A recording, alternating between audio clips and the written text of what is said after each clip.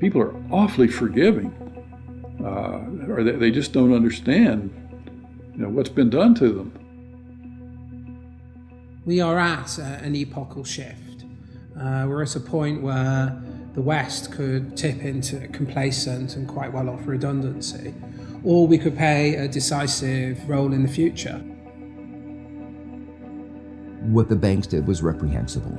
That was why there was the outrage at the greed of the bankers when we gave them money that was supposed to help them lend to others, but they decided to use that money to pay themselves bonuses. For what? For record losses?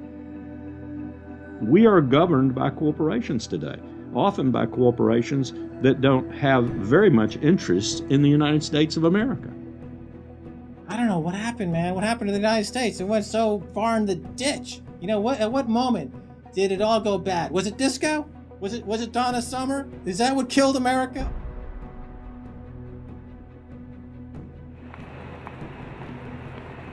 We are entering the age of consequence.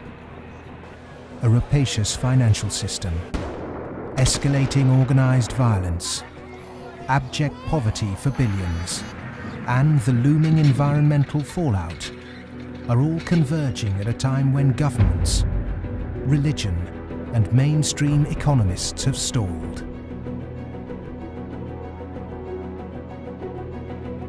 War, conquest, famine, and death. The four horsemen are coming.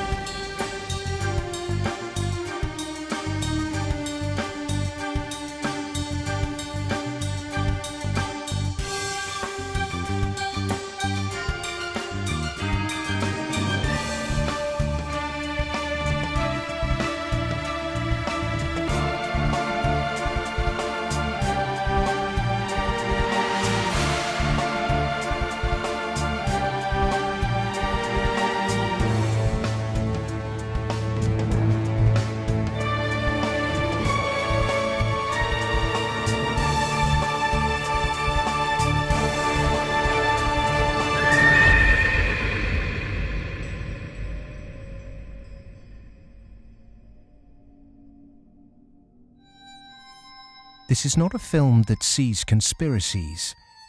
It's not a film that mongers fear.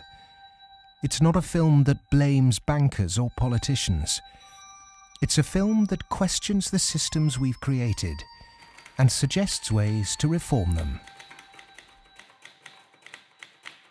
Over centuries, systems have been subtly modified, manipulated, and even corrupted, often to serve the interests of the few. We have continually accepted these changes, and because man can adjust to living under virtually any conditions, the trait that's enabled us to survive is the very trait that has suppressed us. Most societies have an elite tries to stay in power.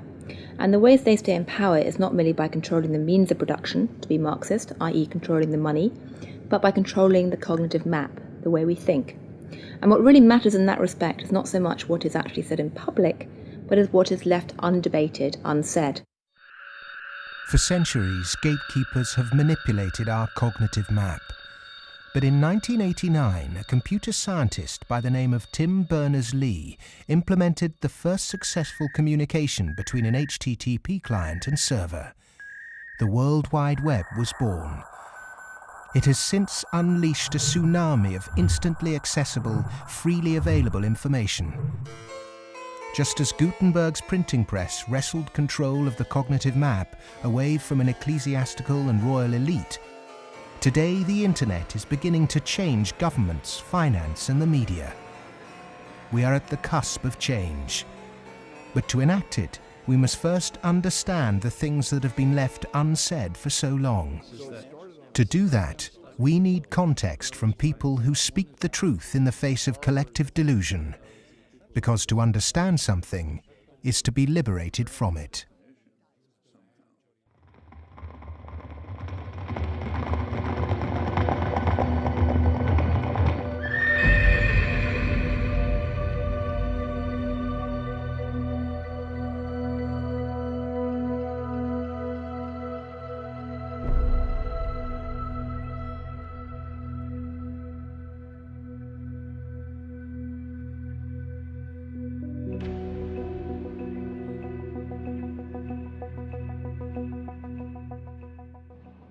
The end of World War II, we had 50% of the world's gross domestic product. We were making 54,000 airplanes a year, 7,000 ships, et cetera, and we were the new Rome. And we recognized it and devised a power management scheme in the 1947 National Security Act to, we thought, manage it. And it worked fairly well during the Cold War.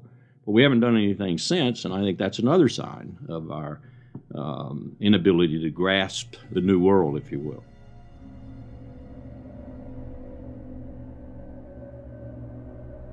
Empires do not begin or end on a certain date, but they do end, and the West has not yet come to terms with its fading supremacy.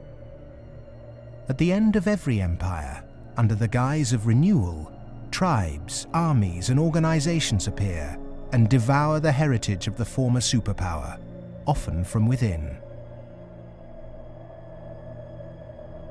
In his essay, The Fate of Empires, the soldier, diplomat, and traveller Lieutenant General Sir John Glubb analysed the life cycle of empires. He found remarkable similarities between them all. An empire lasts about 250 years, or 10 generations, from the early pioneers to the final conspicuous consumers who become a burden on the state. 6 ages defined the lifespan of an empire. The age of pioneers, the age of conquests, the age of commerce, the age of affluence, the age of intellect, ending with bread and circuses in the age of decadence. There are common features to every age of decadence. An undisciplined, overextended military, the conspicuous display of wealth, a massive disparity between rich and poor, a desire to live off a bloated state, and an obsession with sex.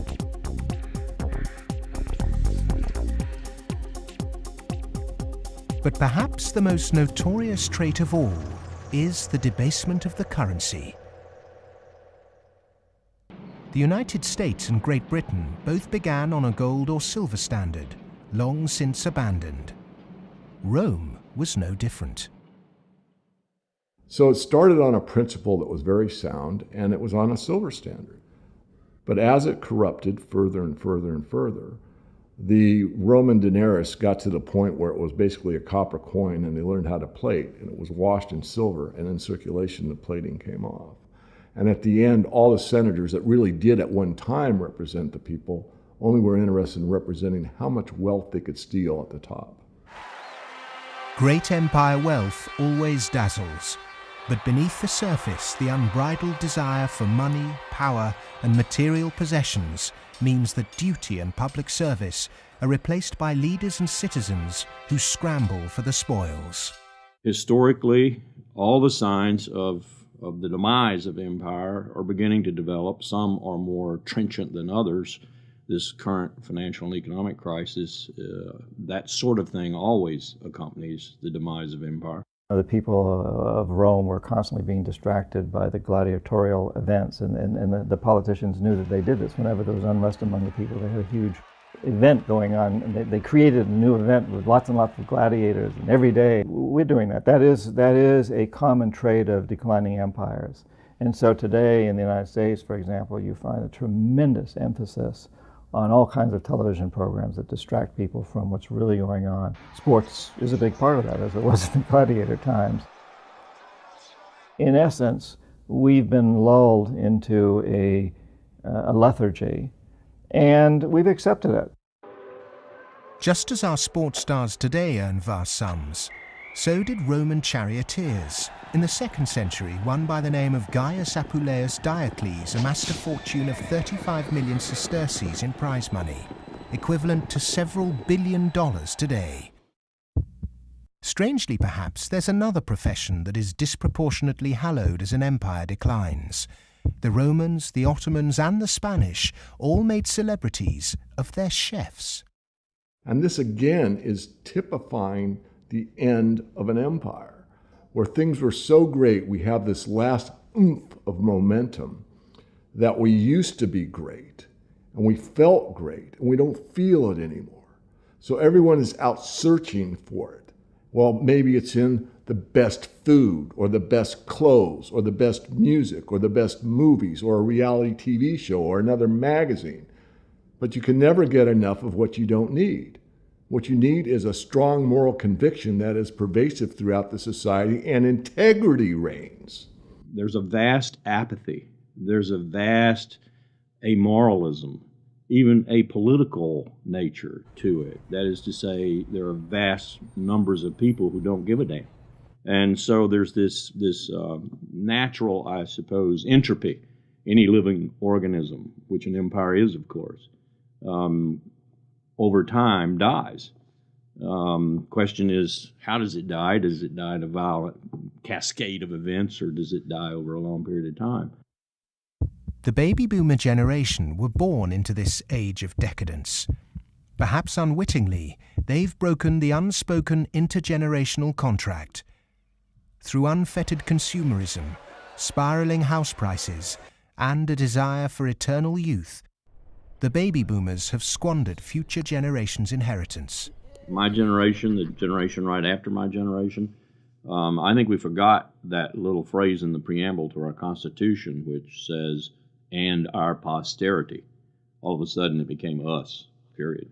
The baby boom generation, which I'm a part of, has gone and done the biggest misallocation of capital in the history of mankind.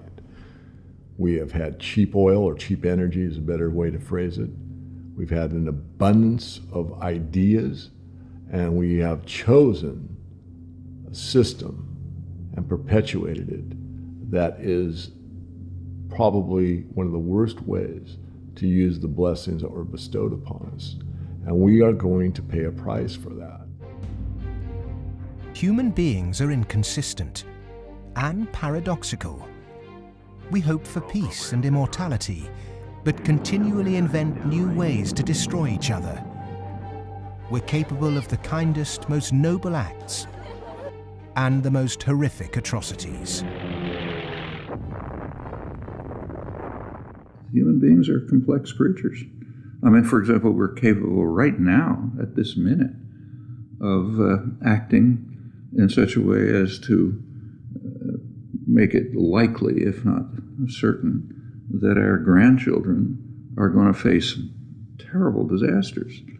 And we're consciously acting to accelerate that likelihood, even though we all love our grandchildren. How can you be more contradictory than that? In spite of all the economic activities of last 50, 60, 70 years since the Second World War, and all the industrialization, we have not yet managed to solve the problem of poverty, deprivation, hunger, malnutrition. Millions of people every night go to bed without food, and millions of people are throwing away their food. Waste on the one hand, and poverty and deprivation and hunger on the other hand. Malnutrition on the one hand, and obesity on the other hand. What kind of system have we created? Why, with such brilliant knowledge on the planet, are we still struggling to distribute wealth fairly? How has the human race developed a flawed system of government and economics that serves the few at the expense of the many? And with such poverty in an age of plenty, why have we not had the will to change such a vicious social structure? Greed is the fundamental kind of ingredients for the immoral economy. The problem is not that there's not enough in the world. People say that there's a poverty, we have to create more wealth. There's enough in the world for everybody's need, as Mahatma Gandhi said, but not for anybody's greed. But is it just greed, or does it go deeper than that? Is the problem systemic?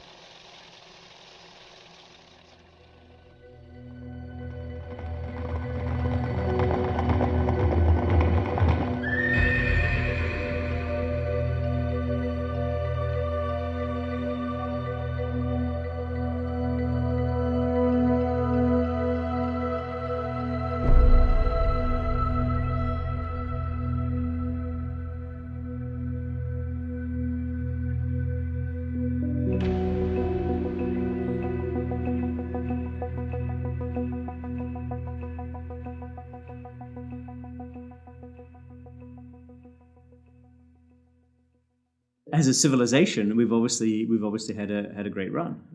We've done very well. We had the Industrial Revolution. We survived that. We built a lot of modern military technology. We've survived that so far. We built a banking system, and we're still struggling with that part of it. But we've had a good run. It's kind of like when I was working on Wall Street for 7 years. I had the experience some people would have. Let's say working at a meat processing plant, they become vegetarian. You work on Wall Street and you see how these banks like Goldman, J.P. Morgan, these other banks make money. When you see money, it kind of makes you sick. Well, I think if the people knew what the banking system is up to, as Henry Ford said, there would be a revolution tomorrow morning. The fact is, most people think that what a bank does is lend you money that someone else has put in the bank previously. But what a bank actually does, what a commercial bank does, is to create money from nothing and then lend it to you at interest. If I do that, if I manufacture money in my own home, it's called counterfeiting. If an accountant creates money out of nothing in the company accounts, it's called cooking the books. But if a bank does it, it's perfectly legal. And so long as you allow fraud to be legalized, then all kinds of problems are going to pop up in the economic system, which you can't do anything about. Private banks create money out of nothing and lend it at interest. Now, that sounds absurd. When I teach sophomores, about money and banking and how banks, they never believe it. And so you have to go through it again and again. Yes, banks really do create money. They really do. Here's how it happens. And it's absurd, and they're right to doubt that could possibly be what's really going on. But it is. Now, if the banking lobby is very strong, they're going to say, well, we don't want to change the system. We're making so much money out of it. What we have to do is, A, try and convince the people that it's their fault, that their wage claims are too high, and that's why we're having lots of inflation, or people are speculating on housing, and that's why house prices are going up. What they're not going to say is that this is happening because banks are creating money out of nothing and pumping it into the system, and that's why prices are going up. But how is it that we've ended up with a system in which banks have the power to create money? Since 1971, when President Nixon took the United States off what was left of the gold standard, the world has operated under a system of money known as fiat. The dollar, the pound, the euro are all government fiat currencies. Fiat is a Latin word meaning let it be so. It is the law that this government currency be money. Indeed, without that legal enforcement and the fact that we must pay taxes with this money, that dollar bill or that computer digit that represents a dollar would be pretty much meaningless. Only the government has the power to issue fiat money, but banks can create it through lending. Over the last 40 years, since this system of fiat money became the global norm, the supply of money has grown exponentially. In fact, we've seen the greatest growth in the supply of money in history. But who benefits? Of course, those that have the power to issue money, governments and banks. Then, those companies and individuals that get this money early. They can spend it before the prices of the things they want to buy have risen to reflect the new money in circulation. In other words, they get services, products or assets cheap. But prices soon rise, So holders of assets such as houses or shares will then see gains without there necessarily being any improvements to the company or house in question. Often this can lead to speculative bubbles. But what about those at the bottom of the pyramid? Those on fixed wages or incomes, those who live in remote areas, or those with savings? By the time this newly created money has filtered down to them, the prices of the things they want to buy have increased. Their savings buy them less, however, and their wages remain largely unchanged. In some cases, they have to take on debt just to be able to afford the things they were previously able to buy, which means they have to go back to the banks. In reality, this process of creating money only redistributes wealth from the bottom to the top of the pyramid, and thus that ever-increasing gulf between rich and poor gets bigger and bigger and bigger. Well, when you get off the gold standard and you go into a fiat money currency, combined with a fractional reserve banking system, you end up compounding debt faster than you can ever possibly produce to support that debt. So eventually you're going to find yourself back into debt slavery. And that's what's happened in the U.S. For every dollar of GDP, for example, in the U.S., it also creates something like $5.50 worth of debt. Because this is what happens when our economy flips over and basically capsizes. And of course, the government solution now to address all the problems is basically to create more debt. You can never get enough of a currency that doesn't work. You can print it till kingdom comes, but you can't print wealth, and you can't get yourself out of debt by making more debt. If you could print wealth, Zimbabwe would be the largest, most prosperous country on the planet. We all know it doesn't work. Of the money in the world today, 97% of it is debt. The French philosopher Voltaire once said, "All paper money eventually returns to its intrinsic value, zero." For 3 generations, the world watched the fight between capitalism and communism. But in the 1980s, the Russian economy started to collapse. The Soviet Union capitulated, and so-called capitalism reigned supreme.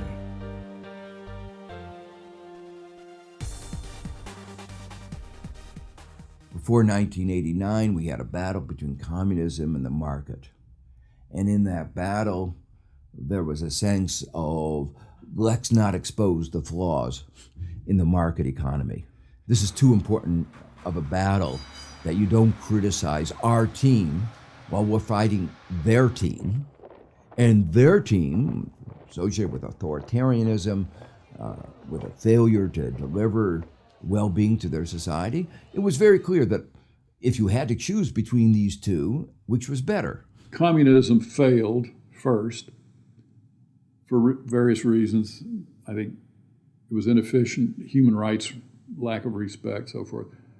So capitalist West has been continuing in a triumphalist mode, thinking, our adversary has failed. That means we're doing everything right. Both systems are trying to do something which is fundamentally impossible, grow forever. And they're both going to fail. One failed first. Capitalism's going to fail later, or it's failing now. America right now is in a very interesting position because in the past 200-300 years of its history, it's a culture and a country which has almost always existed on the assumption that resources could be expanded. If there was a problem, you always try to deal with it by expanding the pie. Go west, young man. Make the pie bigger so that everyone's got a bigger piece. Now it's faced in a world where possibly resources are beginning to be more constrained and where it's going to have to divide up that pie and inflict pain on people. And that's something which it is not well prepared for. How has the country moved so far from the intentions of its founding fathers? How has the American dream become so distorted? Over the last 30 or 40 years, capitalism has taken this extreme form.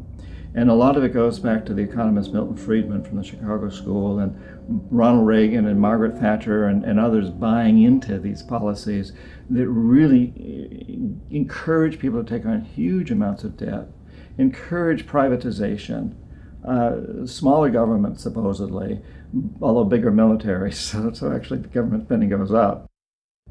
deregulation, getting rid of rules that govern the people who run our institutions, especially our corporations. It's as though we suddenly are supposed to believe that the human beings who sit at the top of corporations don't need to be regulated. They're some sort of gods. Milton Friedman, his protégés the Chicago Boys, and the neoclassical ideology beat the classical approach to economics and became the framework for what we today call capitalism. There are two main competing economic approaches which determine how we humans manage the world and distribute wealth. These are the classical and neoclassical schools. The classical school favours less government interference, more personal autonomy, and recognises that humans cannot function without natural resources. The neoclassical school, which has a more dismissive view of natural resources, thinks government should rule the economy, solve social problems, and leave the free market to look after the distribution of wealth. The neoclassical school emerged around 100 years ago due to vested interests' desire to protect their assets. This meant that neoclassical mathematical models and assumptions were divorced from reality. They're based on what ought to be, instead of the classical models which are based on what actually is. It's these neoclassical models, which favour large corporations, that have been used to legitimise the financialisation of the global economy. Championed by Ronald Reagan and Margaret Thatcher, neoclassical economics still dominates policy-making today. The Reagan Revolution, as we call it in the United States, obviously the Reagan-Thatcher Revolution, if you think about it more globally, was a big change in power structure and a big transfer of opportunity and wealth. Now, it's not that the poor gave it to the rich. It was a transfer within the well-to-do, so that the financial sector in particular, in the United States, for example, but also in the UK and some other places, became vastly more profitable, and wages in that sector went up a lot. I mean, we focus on bonuses, but it's also base salaries went up a lot, overall compensation. So there's a transfer from the non-financial part of the economy to the financial part of the economy that actually is unprecedented as far as we can see in any of the available data to us. And I'm talking about all of recorded human history. In 1932, in the aftermath of America's great stock market crash, a piece of legislation was passed to protect society. The Glass-Steagall Act was introduced to separate ordinary high street banking from investment banking. 67 years later, in 1999, under the influence of Treasury Secretary Larry Summers and his predecessor Robert Rubin, President Bill Clinton repealed the Glass-Steagall Act. Once again, banks could take ordinary depositors' money and speculate with it on virtually anything they liked. Wall Street has become a very particular type of casino. And it's unfortunately not the kind of casino they have in Las Vegas, which is, perfectly legitimate form of entertainment. It is a casino that has massive negative repercussions on the rest of society. So it's not just losing your money on a few wild nights. It's about the way in which those organizations lose their money, impacting the whole of society, leading to a massive loss of jobs. This unfettered gambling pushed the entire global financial system to near collapse. With balances and debt obligations larger than the GDP of entire countries, the banks had become too big to fail. The West was unprepared, and bankers met their reeling and disorientated governments. You have to bail us out. We need money. If you don't give us the money, the whole thing goes down. And what are you going to do with millions and tens of millions of people who have lost everything in their bank account? You will have a revolution on your hands. So fork over the money.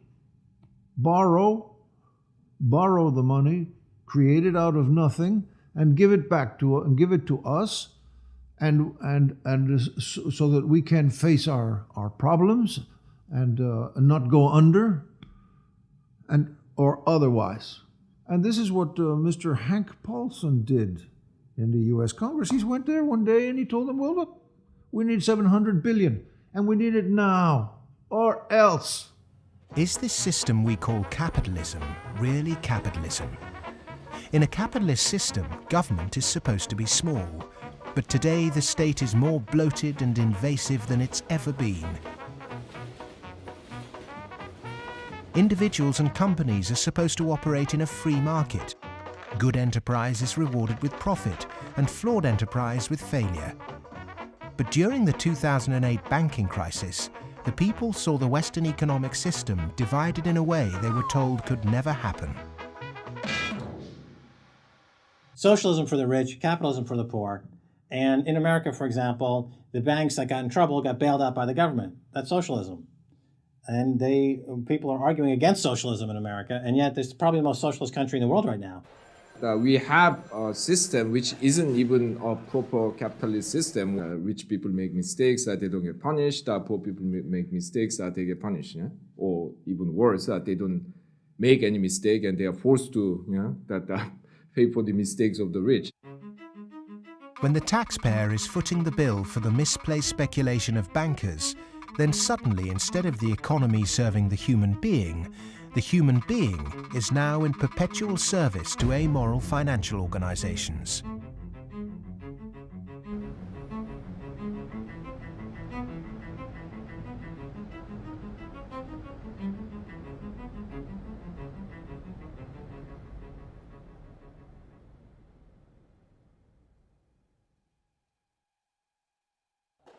It was the head of the Federal Reserve Bank, Alan Greenspan, who after 9/11 slashed interest rates to encourage lending. Bankers needed new participants to keep cash flowing into a system that had become a global pyramid scheme. All this newly created money entered the housing market and created unprecedented inflation. House prices rose and rose. New mothers were forced back into the workplace to service huge home loans, and the Anglo-American dream became all about land speculation. The housing market in the West isn't about ownership. The housing market in the West, because it's the only way ordinary people can get ahead, and ordinary people can't get ahead but by wages. What we've created is a mass bubble economics around housing. As that sucks in a huge amount of capital, takes capital for genuine innovations in the economy, and puts it into a speculative use that has no genuine productive outcome. It's interesting, if you talk to people in Germany, for example, they don't see a connection between owning a piece of property and being inclined towards being democratic. There's lots of people who rent their housing there, and they're perfectly comfortable with that arrangement. But it is true that in somewhat different contexts, both Mr. Reagan and Mrs. Thatcher pushed for more people to own housing. And actually, this is part of the problem, because if you push people to buy housing before they're ready, and if you push very dubious loans on them, and they don't understand what they get themselves into, you can have huge adverse repercussions, exactly what led to, in part, the subprime housing crisis in the United States. That's not anything to do with democracy, that's just a bad economic idea. The breakthrough that occurred around the year 2000 in the United States was when bankers found out that the poor are honest. And they realized that if you're poor, if you're not rich, you have a different set of values. And you think that a debt is a debt, and it's something that has to be paid. And that people will try to pay the debts that they're stuck with, even if the debts are not valid, even if the debts are much more than they expected, even if they really can't pay the debts. The lending and banking institutions, when they drew up contracts with interest rates, with flexible interest rates, I think they knew in the beginning that these problems were going to come back later on, where folks weren't going to be able to afford the mortgages as the interest rates increased. It put a lot of people in situations where they were taking food out of refrigerators, taking kids out of higher education. They're not able to afford college anymore. And it is making a really, really bad situation worse. The banks engaged in what was a criminal conspiracy to charge more to the blacks and Hispanics. The banks got together, backed the Bush administration to block the state prosecutions of racial lending in order to exploit and charge more to the minorities. These are loans which were made by one of the major lenders in the city and in this country, Wells Fargo, in which Wells Fargo targeted minority communities in the city, put borrowers into loans that they could not afford, put borrowers into loans that were of the subprime variety, therefore more expensive and less advantageous to the borrowers. Hiding predatory lending practices in the small print of complex financial products was only ever going to enrich one set of interests. Many of the communities in which African Americans live in the city were establishing momentum. There was development activity that was occurring. We were seeing signs of vitality in many of these communities, and the results of the Wells Fargo foreclosures and the subprime lending practices of that lender and others has significantly impaired that progress and brought it to a halt. They're not worrying about, they don't come in the heart of it. Like you in the heart of it, so you see. They don't really see the struggle if they don't come in the heart of it. They see the outside of it. That's like looking at the cover of a book and seeing the outside of a book, but if you don't go inside the book, then you'll never know what the book about. So they're not worrying about nobody else but themselves. And I think it's wrong, because if they come in the heart of it and they see it, they'll be willing to help. What happened in Baltimore is just one example of what is happening all around the world. One way to frame this injustice is by branding it a race issue. But when we look really closely, we can see that there is something at play here that transcends race: profit. Not an accident, for instance, that we had the deregulation in our financial industry that was such a disaster. The lobbyists of the finance industry amount to 5 per congressperson. In other words, they pay 5 people for every congressman to explain to them, persuade them, that they should pass legislation that is favorable to the financial industry. The poor people who are devastated don't have the money. They couldn't hire 5 per congressman. So the way our democracy works, it's an unlevel playing field.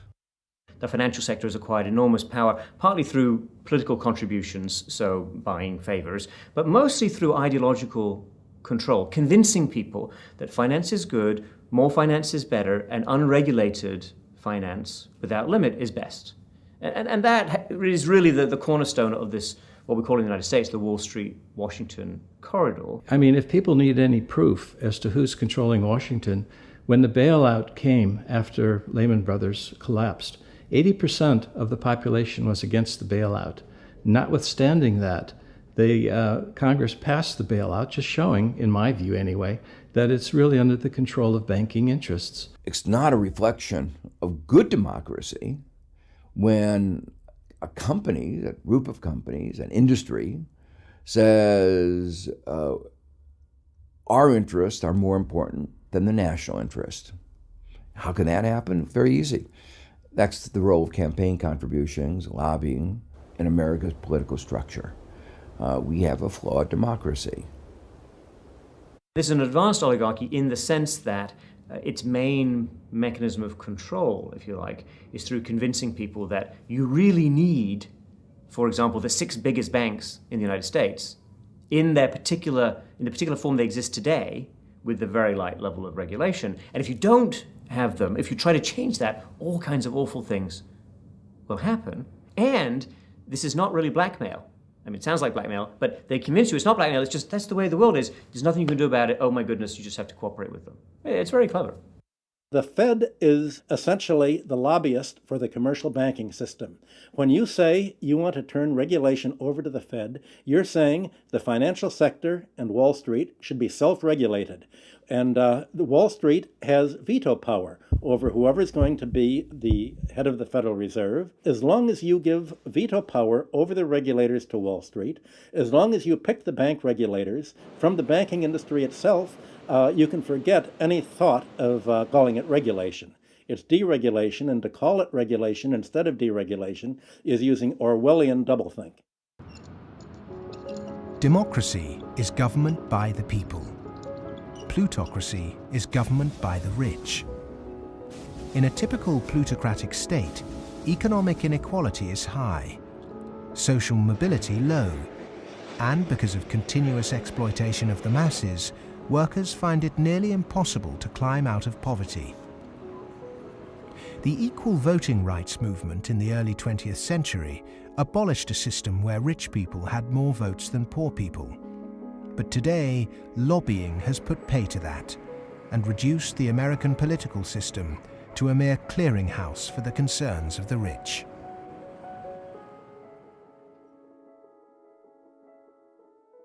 The Goldman Sachs machine is one of using profits to buy influence in Washington to change laws to make it easier to make money on Wall Street to be used to buy influence in Washington. So it's a self-reinforcing malfeasance machine that is continuing to grow as a parasite in the economy and continuing to kill the host. Famous for claiming it did God's work, Goldman Sachs is one of the most influential investment banks in the world.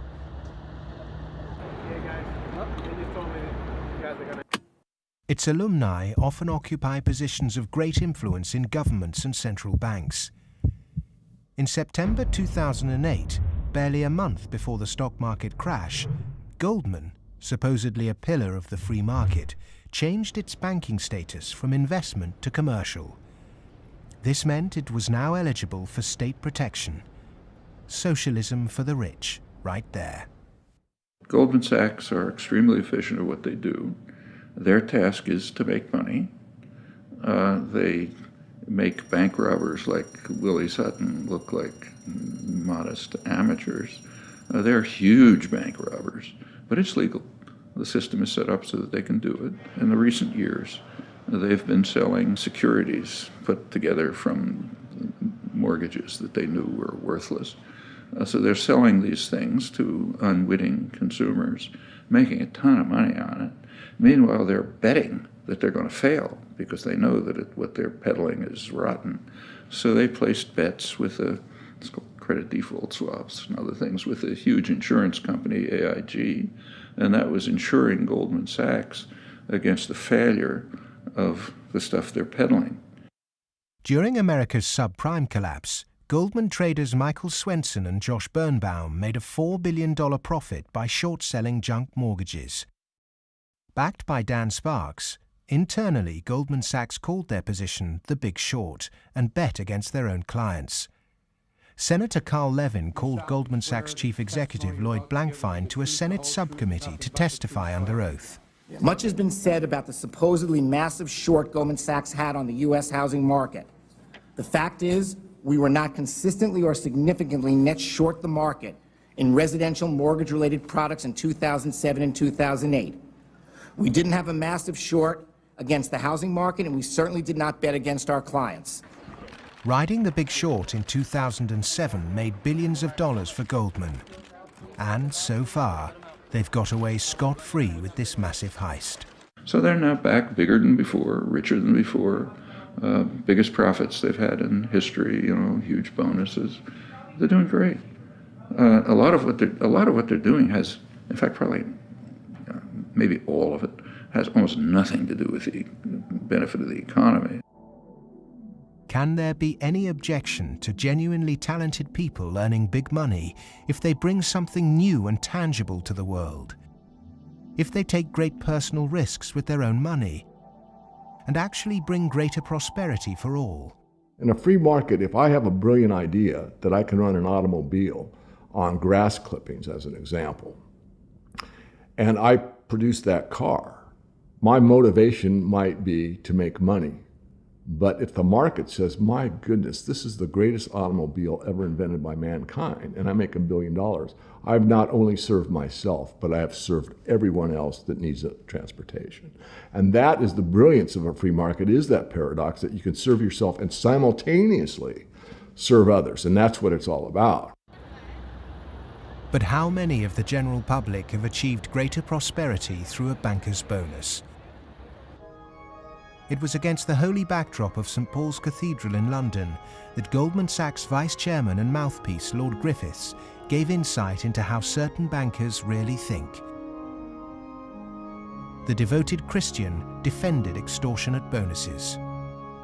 I'm not a person of despair, I'm a person of hope. And I think that we have to tolerate the inequality as a way to achieving greater prosperity and opportunity for all. The fundamental Christian view, and I would say of Islam as well, and certainly of Judaism, is that wealth is to be shared. money has to be shared. You can't take it with you. And from that develops a whole lot of stuff about justice and the economy and so on. And we've lost that, and instead we've got people accumulating more and more. And I just think it's disgusting that people have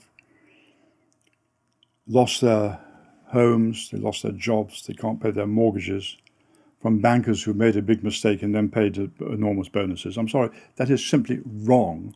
And I can't understand why we are not more vociferous about that. When rich people tell you that they specifically have to be rich through these egregious rip-off mechanisms, that's just self-serving propaganda and it should be disregarded. It is true that when you organize human society, some people get ahead and some people struggle. That's a natural mechanism. But saying, oh, we've got to have inequality, therefore Goldman Sachs must be organized along the following lines, that's a complete non sequitur. At what juncture, at what point does morality enter into the economic calculus?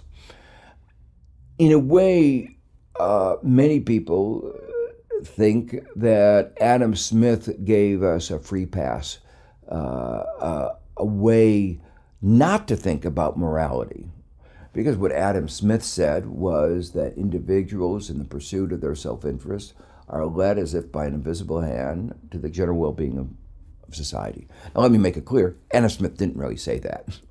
That is to say, Adam Smith was very much aware that businesses, when they got together, conspired against the public interest, raised prices. He was aware of monopoly. He was aware of the importance of education that the private sector couldn't provide. So he himself was aware of all the limitations, but his latter-day descendants have forgotten all those caveats.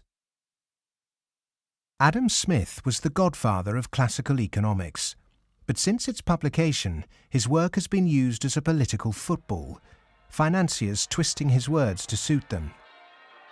Lord Griffiths advocates ruthless individualism to push this idea that if bankers get rich, then we get rich too, through a process known as trickle-down economics, or horse and sparrow theory. If you feed the horse enough oats, some will pass through to the road for the sparrows. The idea is that extreme wealth concentrated on a small minority will eventually trickle down to everyone else. But it doesn't work. Because by the time the money reaches the people at the bottom of our money pyramid, it's lost its purchasing power.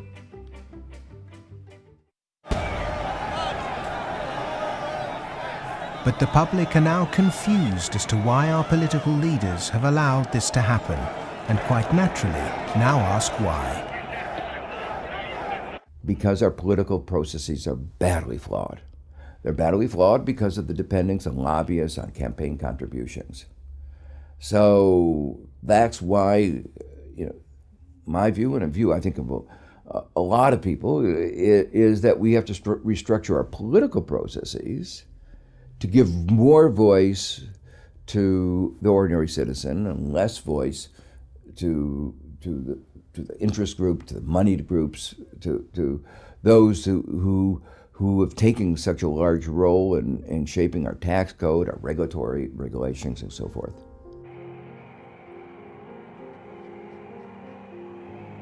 I stood on the front step of Colin Powell's house, and I look at him and say, what next, boss? And he said, what do you mean? And I said, what next? Where are you going next? I'm going to write my book. I said, no, I know you're going to write your book, but you're not going to do that for the rest of your life. Where are you going next? He said, maybe a cabinet position, but first, money. I said, money? He said, yeah, millions. That's the only way you can be a cabinet officer in the American government. Oh, wow. The Democrats and the Republicans are beholden to corporate interests, and until they become unbeholden to those corporate interests, we will never have a well-governed republic.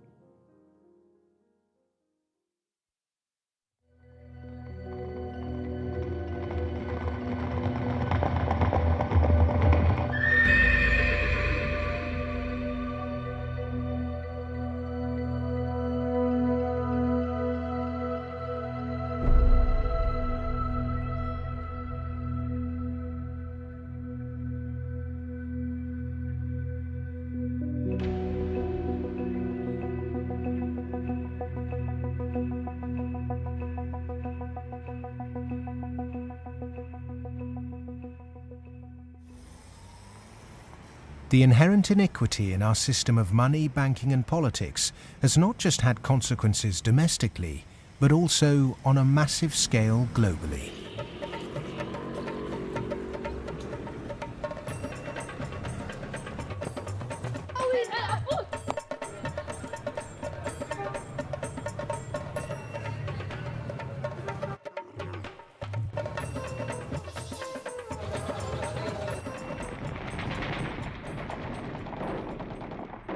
Western leaders have presented their military campaign in Iraq, Afghanistan and Pakistan as a moral obligation.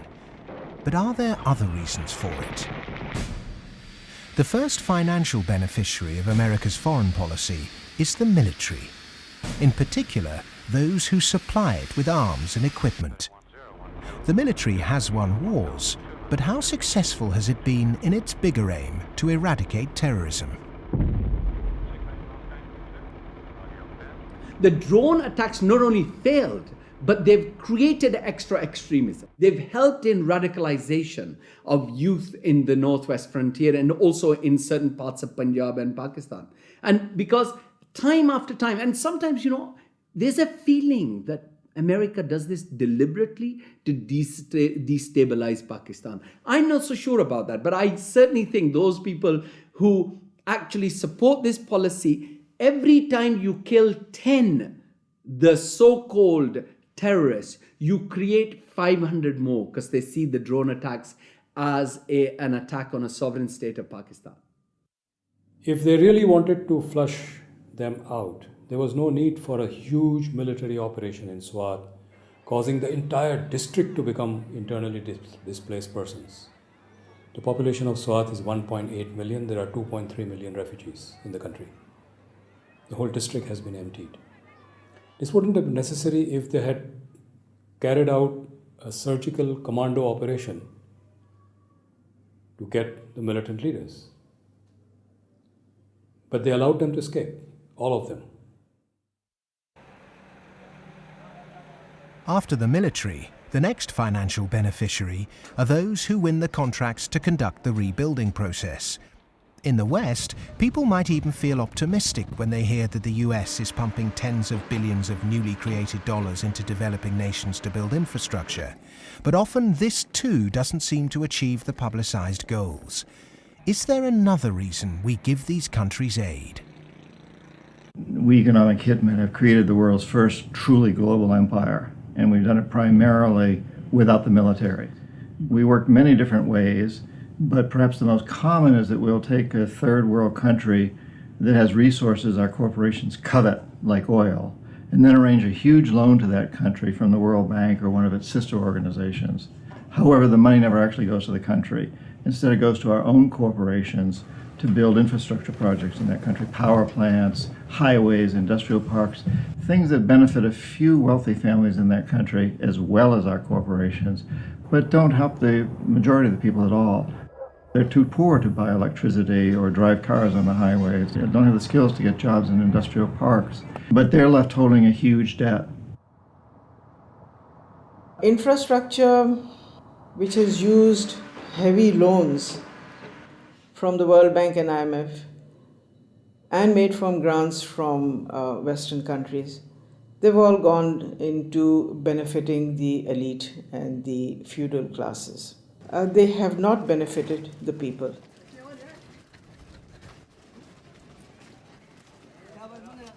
A lot of money goes to these consultants and companies from the West who charge huge amounts of money, and actually the real money on projects and on ordinary people is very limited. The masses have very little already. So those landlords who have the infrastructure and who are going to make money because of the infrastructure that is built through their roads, they will prosper. But the ones who don't have any resources, they've not had jobs, there isn't an economic activity for them in terms of manufacturing goods so they can sell and they can also prosper. When you don't have that, what do? They resort to joining the Taliban because they see the enemy coming in and taking away what little bit they have. President Obama, I understand, wants to invest $7.5 billion in Pakistan's infrastructure to alleviate poverty and, take away all the divisions and all the anti-American sentiment over here. Whatever his reasons are, we can do without it. In fact, it's the worst possible thing he can do. This kind of help is actually going to be a hindrance. It's just going to make matters worse. It will bring this contrived war and terror into our rural areas. How much of US foreign policy is genuinely altruistic? And how much is it influenced by the banks and corporations that profit so tremendously from it? America's evangelism of democracy is riddled with contradictions, not least of which this idea of promoting democracy at the point of the gun, or opposing regimes which are democratic but not in the way that America wants. So too, this idea that America has been promoting free market capitalism has also been riddled with contradictions, because the reality is that American firms tend to make most money when countries are at the cusp of change, certainly American financial firms, and in a sense they want markets that are changing structurally, but not too free and too transparent, because they make money when markets are a bit opaque. Is it any wonder developed nations are fighting in underdeveloped countries when so many are making so much money out of it, without ever really having to face up to or even witness the consequences of their actions? So what if 5 million kids died in Africa because of debt last year? I got a bonus of £1 million, and if I have that conversation, I've had it with some bankers who've been in the business a long time, and they listen politely, very polite, very charming, and at the end they say, "Well, Tariq, it's lovely meeting you again," and they go back to the office and do another loan deal for Tanzania or something. I've known a lot of terrorists, quote unquote. I've met them, I've interviewed them for books, I've known them since I was an economic hip, and I've never met one who wanted to be a terrorist. They all want to be with their families back on the farm. They're driven to terrorism because they've lost the farm. It's been inundated with water from a hydroelectric project or with oil from oil derricks. Their farm's been destroyed. They can't make a living for their kids. Or in the case of the Somali pirates, their fishing waters have been destroyed. And that's why they've turned to this. It isn't because they want to be pirates or terrorists. Now, there may be a few crazy people. There are a few crazy people with their nuts loose. There'll always be serial killers. There'll always be crazy people. Maybe Osama bin Laden's one of them. But they do not get a following unless there's a terrible injustice going on. And people are starving and they're deprived. And then they will follow these crazy people because they seem to offer an alternative. If we want to do away with terrorism, if we want to have what we in the United States call homeland security, we've got to recognize that the whole planet is our homeland. What does the word terrorist actually mean? Many terrorists would sooner describe themselves as freedom fighters. Could it be that the charge of terrorism could just as easily be made against Western corporations, speculators, and policymakers? When we talk about terrorism, it means what they do to us, not what we do to them. And what they do to us can be pretty ugly, although it's not even a fraction of what we do to them. I mean, take, say, 9/11. That was a pretty serious act of terrorism, maybe the worst single act of terrorism in history. But it could have been worse. I mean, suppose, for example, that Al-Qaeda had bombed Washington, bombed the White House.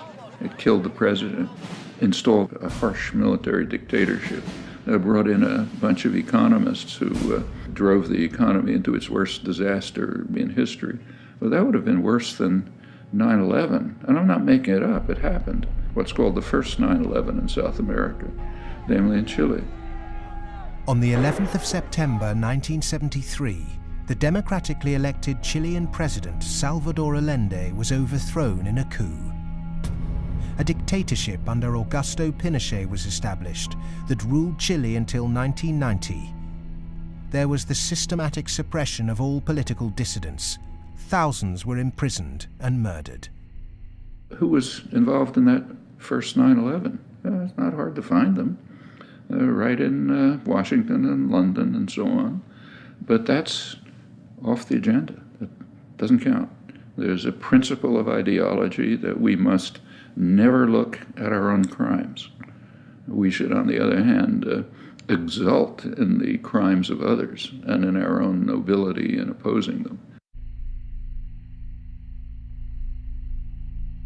The root causes of so-called terrorism will not be solved by increasing economic inequality.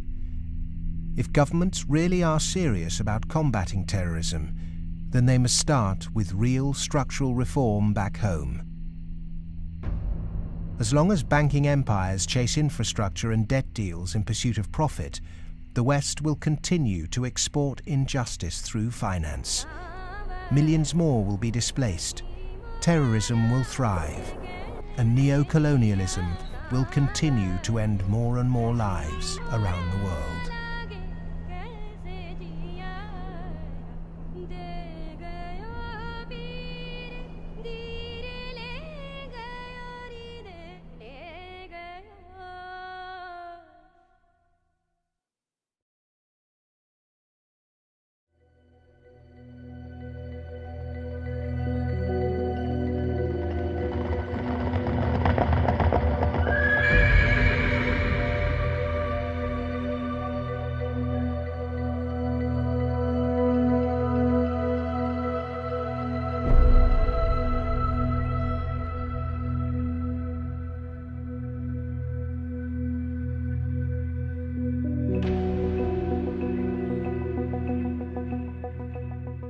What's happened is that we have moved from a relatively empty world to a relatively full world. That is, empty of us and all of our stuff to now full of us and all of our stuff.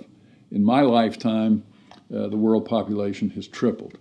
And the populations of other things, of cars, houses, boats, all these other things that put a load on the environment too, just like human bodies, those have vastly more than tripled. So the world is very, very full of what we might call man-made capital.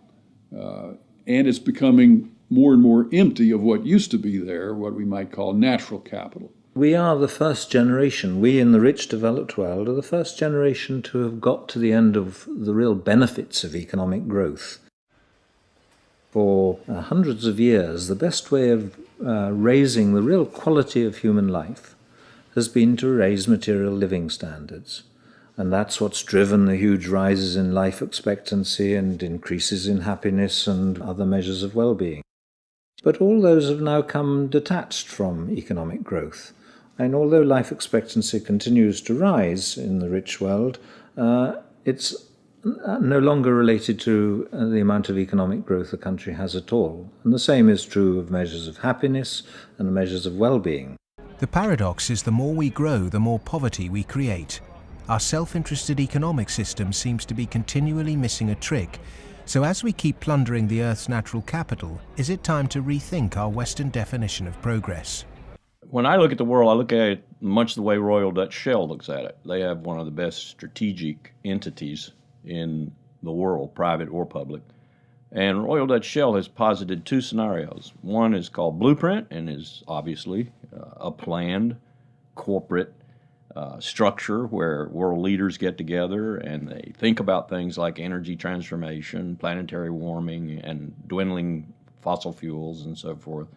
The other is called Scramble. And Scramble is pretty much what it sounds like too. It's a mess. Interestingly enough, in 2075, the ending year for these scenarios, as I recall, we get to about the same place. It's just that Blueprint leaves a lot less blood on the floor. Scramble leaves a lot of blood on the floor as people fight for these resources and so forth. The reason oil companies are drilling miles under the sea is that the world's easily accessible oil has already been found and largely consumed. Not only are oil supplies dwindling, major new metals discoveries are becoming increasingly rare. 40% of the world's agricultural land is seriously degraded, and ever more volatile yields continue to be unevenly distributed. It may be that the looming environmental threat is not global warming, but the exhaustion of the world's resources. We're We're going to have struggles for finding land sufficient to grow the agricultural products for what the United Nations says is going to be a 9 billion Earth population. We're going to struggle over non-renewable fossil fuels as they run out. I think Shell posits about 2075 they'll be gone. And we're going to struggle over things like water and other precious resources that are necessary to our life and to our economy. And this could be, as Shell says, a blueprint affair with world leaders working together to share and share alike. Or it could be a real mess, and Shell, incidentally, bets on the mess. Just like the baby boomers' failure to look to the next generation, our outdated competitive mentality for a world of depleted resources could have devastating consequences. Our economic setup encourages one-upmanship, competition and comparison, whereas the progress humans have made over millennia has been largely based on cooperation.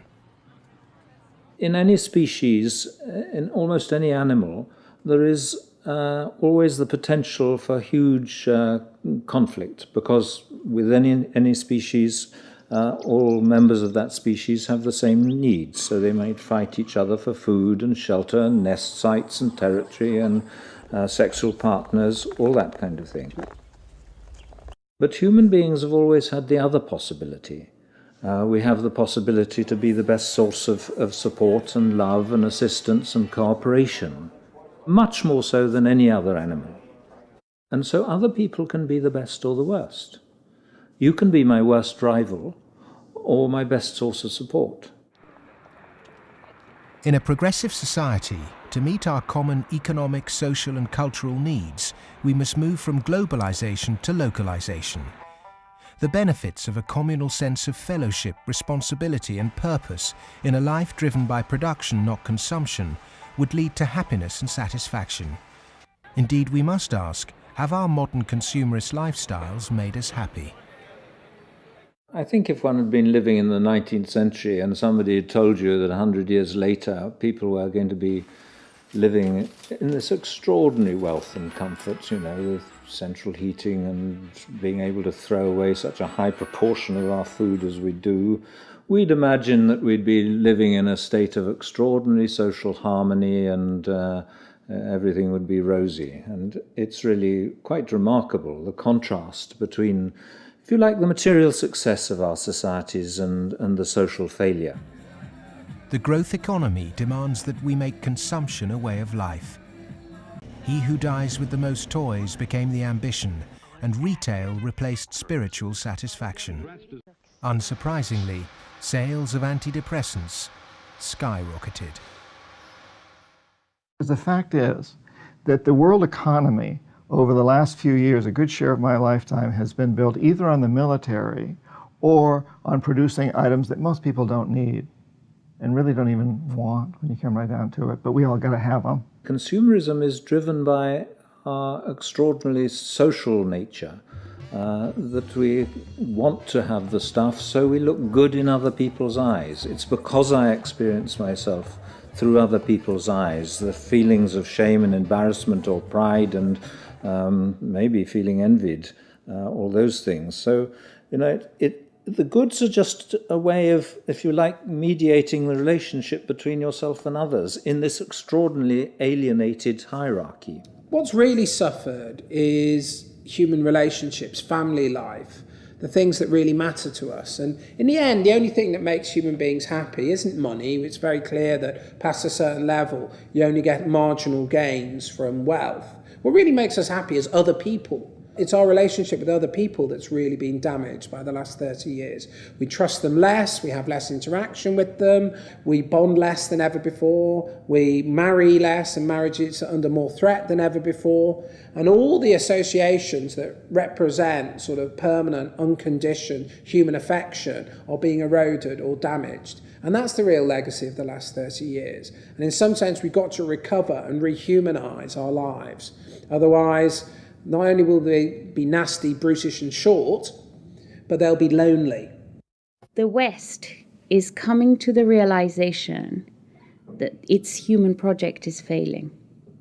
The West was so convinced that if you push people to achieve as individuals, the accumulated achievement of individuals would make for a successful society. And what the West is now beginning to realize is that the individual achievement without incorporating the vulnerable community is a myth. The idea was make your own life, be individually aspiring, and then you'll be individually achieving, and then you'll be individually prosperous, and then you'll be individually happy. You end up doing that in a glass jar. And the glass jar has a limited height, and it's encapsulating, and in the end, you die of lack of oxygen. Human beings are alive because they seek attachment and because they're propelled by affection. So the isolated, achieving individual in the end implodes. In order to find a purpose in life, it has to be outside yourself. It matters not how you construct it outside yourself, as long as it's a positive value added to society pursued. But it has to be outside yourself. It can't be yourself. If you're pursuing yourself, you're pursuing the abyss, as Nietzsche said. You are going to wind up in the abyss.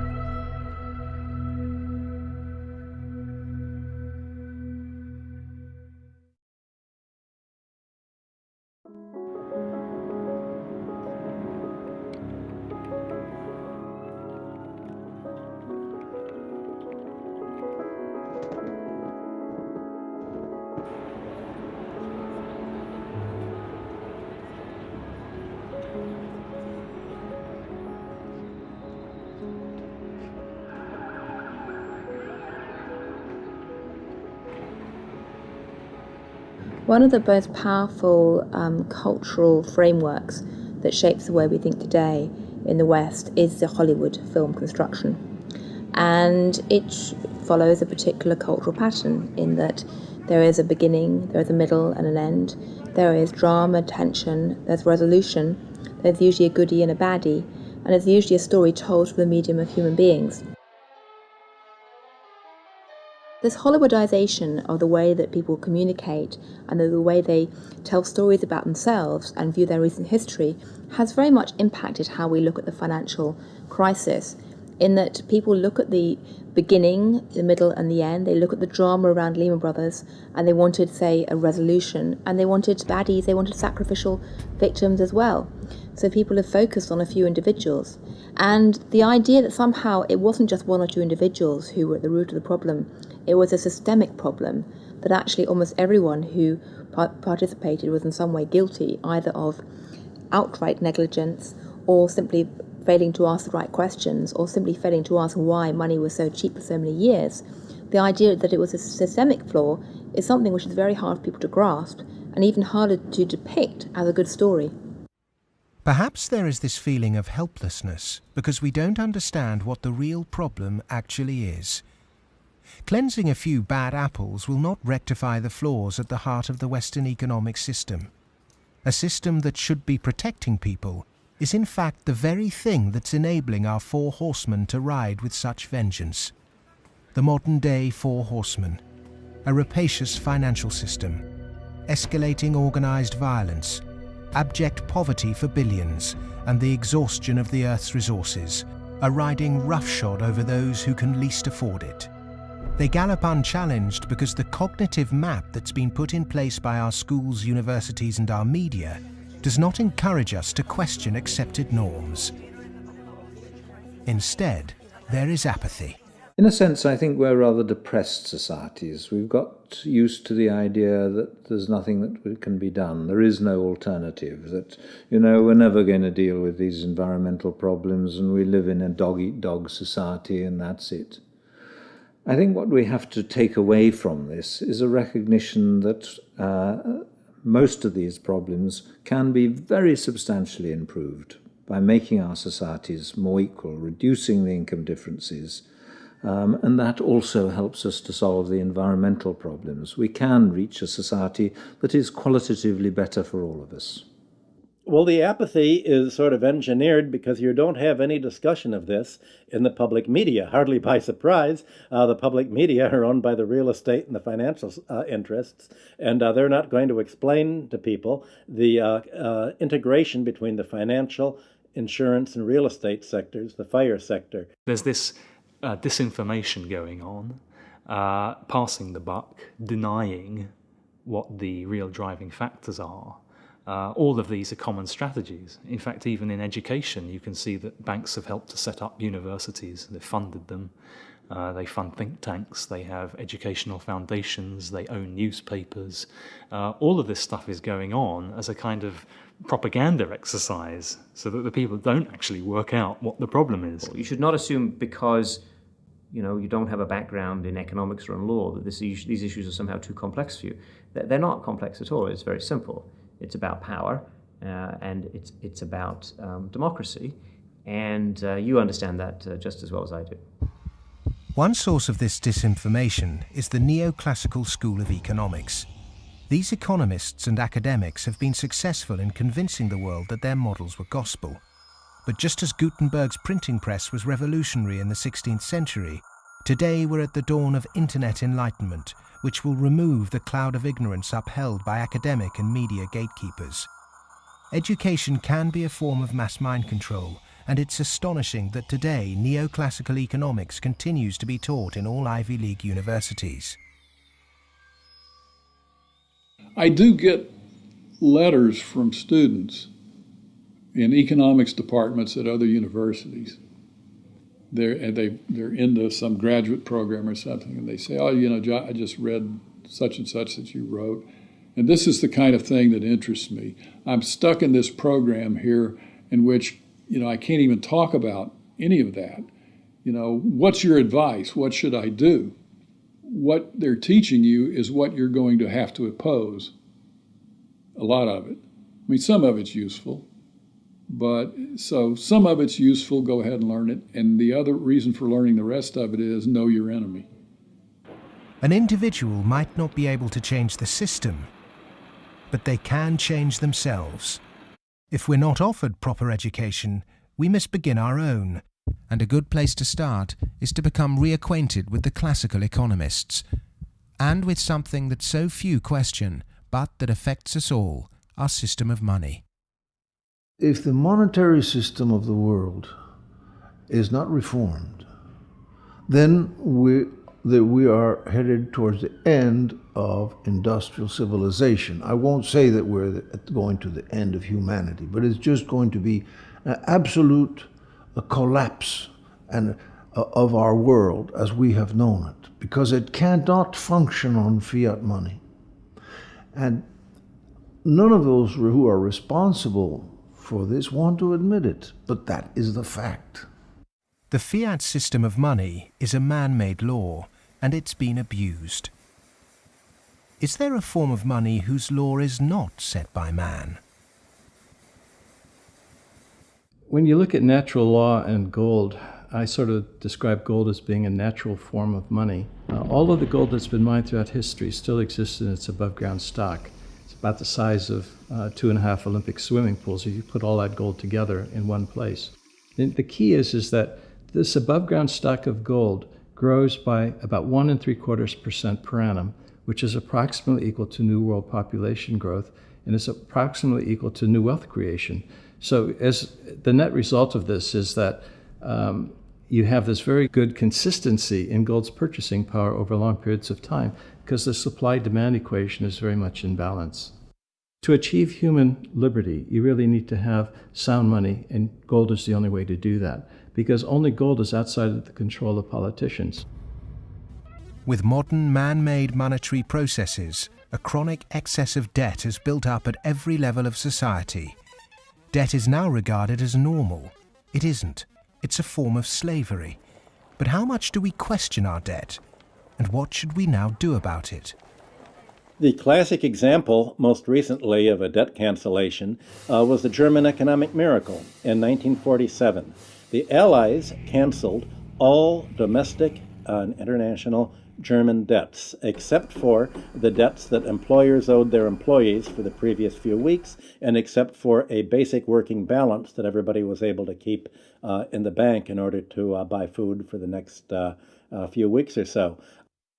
Essentially, you would follow the 5 or 6 pages that the currency reform of 1947 did in Germany. You would start with a clean slate. That means that everybody would own their property free and clear. And the problem here is that you'd wipe off the savings that are the counterparts of that. That actually would not be such a bad thing if you look at the fact that the wealthiest 1% of Americans have concentrated an enormous amount of wealth in their own hands, more than at any earlier time since statistics have been kept. Our system of taxation also needs addressing. Currently, we're taxed on what we produce. Perhaps it would be more progressive to tax what we consume. How many American people realize that the Founding Fathers never intended Americans to be taxed on their labor? In other words, they weren't meant to pay income tax. The tax system that was exported from Britain, a relic of colonialism, has duped the world. The most important element of a tax system is to do what everybody expected to be done in the 19th century, and that is to base the tax system on land taxation, on the free lunch of land value, and on what John Stuart Mill called the unearned increment, the income that landlords made in their sleep, as he put it. Who made oil in the ground, coal or iron ore? These are things which are not the products of human effort. Of course, extracting them is, but their existence is not. And so the rents from natural resources are a wonderful source of taxation. Nobody made them, so, and when you do tax them, you cause all of us to use them more efficiently. So this seems like really the excellent thing to tax, rather than labor and capital. If the governments used this land site value that's supplied by nature, not by human labor, not by personal enterprise, then the government would not have to tax wages in the form of income tax. It wouldn't have to imply sales tax that add to the price of doing business, and it wouldn't have to add the proliferation of business taxes. This tax system, advocated by all the classical economists, would begin to address global poverty, as it would allow citizens in developing countries to keep their resource wealth. In developed countries, it would begin to address our housing and debt crisis and unleash the kind of entrepreneurship needed to refloat our economies. Perhaps we should also resurrect another timeless principle for workers that was promoted during the Industrial Revolution. Well, the idea that people who work in a plant ought to own it is just deeply built into working class culture. So right around here at the early Industrial Revolution in the late 19th century, working people simply took for granted that, yes, of course, the workers should own the mills in which they work. Anything else is an attack on our fundamental rights as free citizens. They also took for granted that wage labor is hardly different from slavery. It's different only because it's temporary, and then you can be free. One of the ways you can be free is by owning your own plants. That was not an exotic view. That was Abraham Lincoln's view. In fact, it was a principle of the Republican Party in the late 19th century. It's taken a lot of effort to drive those ideas out of people's heads, but they're still there, and they are very relevant. It was the Greek philosopher Plato who said the ratio of earnings between highest and lowest paid employee in any organization should be no more than 6-to-1. In 1923, banker J.P. Morgan declared no more than 20-to-1 was optimum. Yet today's salary difference between top and bottom earners in global corporations can be higher than 500 or 1,000-to-1. When you're up in the range of 500-to-1 inequality, the rich and the poor become almost different species, no longer members of the same community. commonality of interest is lost. And so it's difficult to form community and to have good, friendly relationships across class differences that are that large. When the public do vent their outrage at inappropriate earnings, the common defence is to move the debate to the psychological realm and quote mercurial British economist Herbert Spencer. He coined the phrase survival of the fittest, and his words are now used to justify excess. Competition in business is a good thing, but the playing field must be level. Monopolists have too much because the system they game is rigged. Under the current economic setup, the fitness of the vast majority of the world's population is irrelevant. Those that are made to pay for this crisis are not those that caused it. But those who caused it, for survival, will no doubt try to marginalize this film as socialist or even Marxist. I'm a capitalist. I'm a business person. I believe in the basic principles. That's why I'm completely appalled by seeing these principles destroyed by monarchs, monopolists, who have totally destroyed the system from within on Wall Street.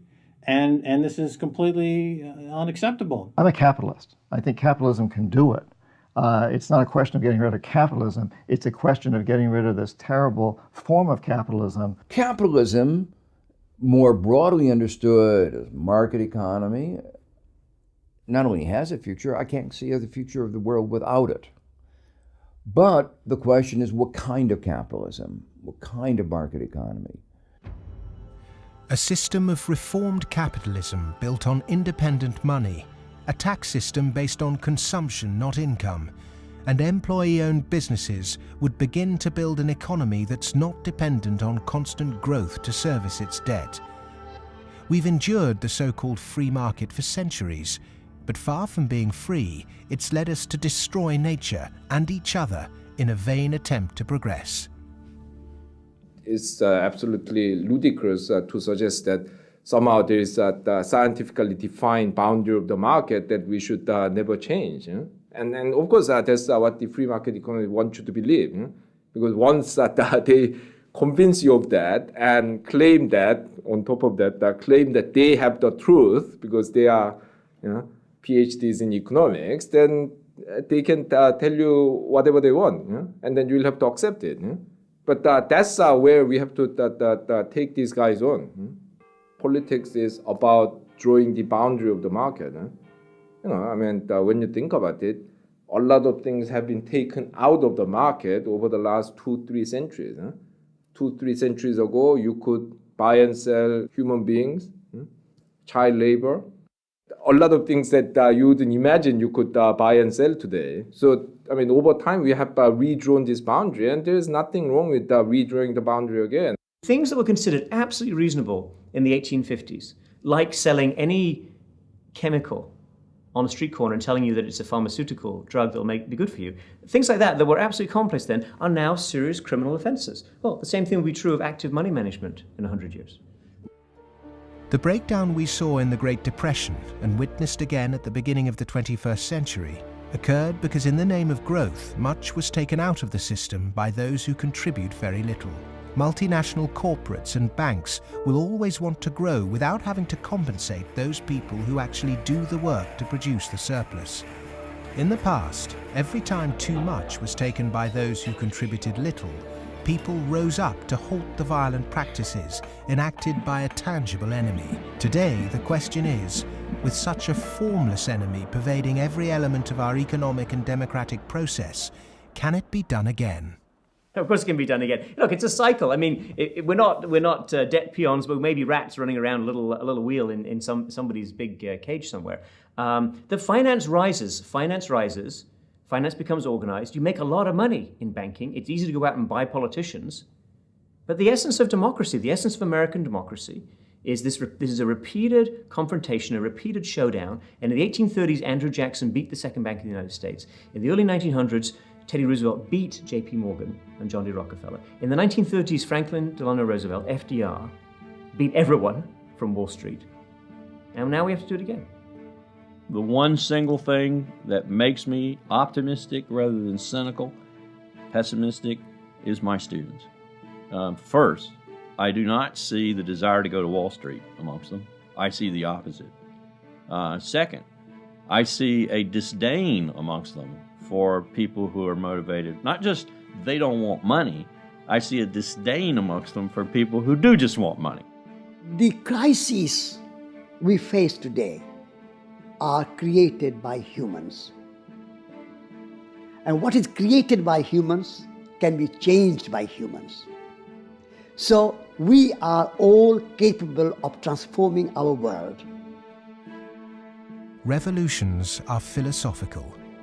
Getting organized and preventing the culprits camouflaging the real problem means it's possible to embark on a bloodless revolution against the violent organizations and barbaric leaders who've trashed the economy. Central banking, rigged capitalism, land speculation, income tax and neoclassical economics have corporatized democracy, stunted progress, perverted the course of human destiny and compromised the future of this planet. If these issues aren't addressed, then the next implosion will be on a scale unimagined.